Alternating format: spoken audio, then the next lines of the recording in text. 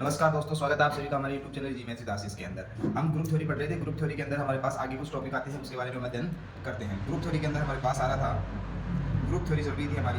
Group theory के अंदर आज हमारे पास टॉपिक है integral power of an element.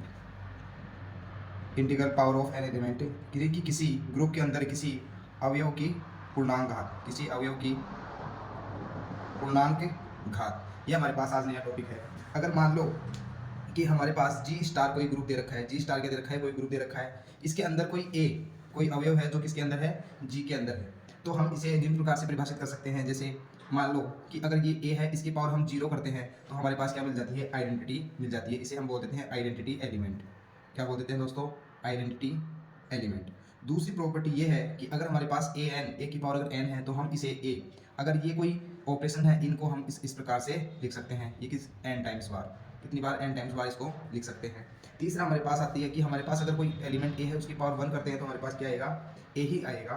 और अगर हमारे पास चौथी प्रॉपर्टी ये है कि हम अगर किसी की घात, मतलब कोई भी एलिमेंट है उसकी घात अगर माइनस एन करते हैं तो हम इसे इस प्रकार से भी लिख सकते हैं। और जहाँ पर एन कहाँ पर नेचुरल नंबर में बिलोंग करता है। ठीक है, इसी से कुछ रिलेटेड कुछ प्रॉपर्टीज़ निकल के आती हैं।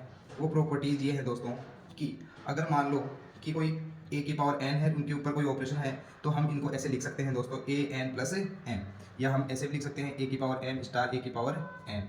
ऐसे ही अगर हमारे पास कोई दूसरी प्रॉपर्टी आ जाती है, जैसे ए की पावर एम फिर उसी की पावर एन हो, तो हम इसको ऐसे भी लिख सकते हैं ए की power M N for all M N belongs to Z. ये किसी अवयव की पूर्णांक घात को हम इस प्रकार से लिख सकते हैं। अब आगे आता है हमारे पास एक बहुत ही इंपॉर्टेंट टॉपिक, वो है ऑर्डर ऑफ एन एलिमेंट